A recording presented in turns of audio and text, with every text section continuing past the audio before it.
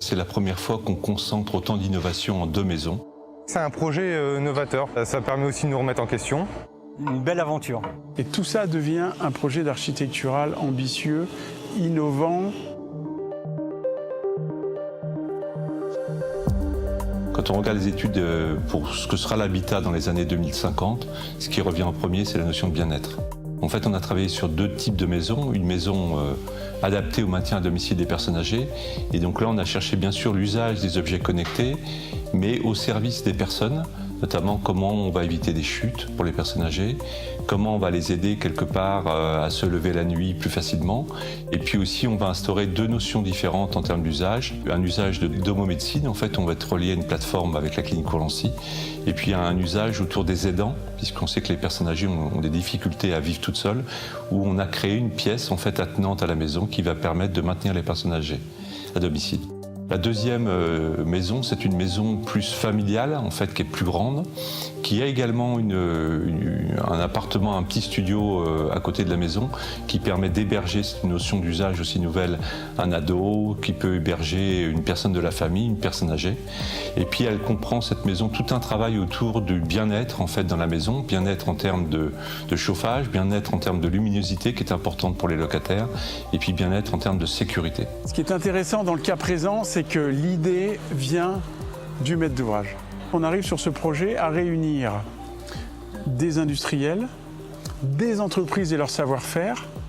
Alors c'est un dossier qu'on a fait de façon très partenariale avec une quinzaine d'industriels locaux ou nationaux et en fait qui chacun à leur niveau ont amené une pierre supplémentaire à l'édifice, à la fois dans les domaines de chauffage, pour Campa par exemple la firme qui travaille sur le chauffage, pour Fourbeau Sarlino par exemple le sol en fait pour le maintien à domicile des personnes âgées, les éléments d'hygiène aussi, et puis plein d'autres domaines je dirais plus technologiques dans lesquels on a été chercher des industriels nationaux qui ont amené tout ce qui était à la pointe en termes de nouvelles technologies. C'est pour nous 2 ans de recherche en fait, c'est un dossier de recherche et développement pour notre entreprise qui aboutit aujourd'hui. Le chantier a débuté en termes de préparation le 30 novembre 2017. On était sur une phase de préparation de 2 mois à peu près. Donc là, on est en cours d'élévation de la 5+1. La 2+1 est totalement terminée en termes de murs et de couverture.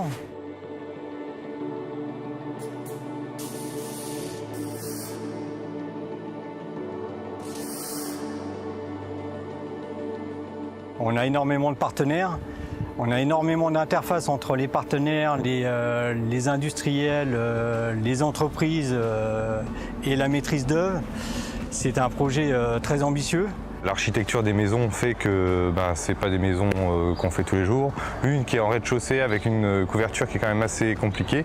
Comme vous pouvez le constater, on est sur une couverture assez avant-gardiste. On est sur de l'ossature bois avec des courbes assez prononcées, donc des sujets d'étanchéité, de récupération d'eau, des chéneaux courbés. On a eu un très très gros travail d'usinage des bois pour réaliser la courbe en fait, de la toiture. Donc la seconde qui est un peu plus traditionnelle mais qui malgré tout avec les différentes interactions, la toiture végétalisée, l'accès au niveau de la terrasse, ne pas traverser l'étanchéité à l'air pour les tests et puis préserver une qualité de vie agréable. C'est là où était le réel challenge pour nous, bâtiments associés, sur ce projet-là. Très motivant, très intéressant, très compliqué, un très beau challenge. Un projet intéressant pour nous, ça nous permet d'avancer encore sur des choses qu'on pense acquis et au final on trouve d'autres solutions qu'on va dupliquer sur d'autres projets après et voilà, c'est l'évolution de l'entreprise. On construit un grand projet urbain, architectural, technologique, connecté, parce que je pense que tout ce qui va être mis en œuvre dans ces maisons, qui seront visitées pendant 6 mois, seront une vitrine à la fois d'un savoir-faire de la région Champagne-Ardenne, à la fois d'un savoir-faire d'un maître d'ouvrage, d'une agence d'architecture et d'artisans qui mettent en avant les métiers du bâtiment. Et les métiers du bâtiment, pour nous, c'est l'insertion, c'est la formation des jeunes. Et donc, si vous voulez, on est au milieu d'un projet assez remarquable.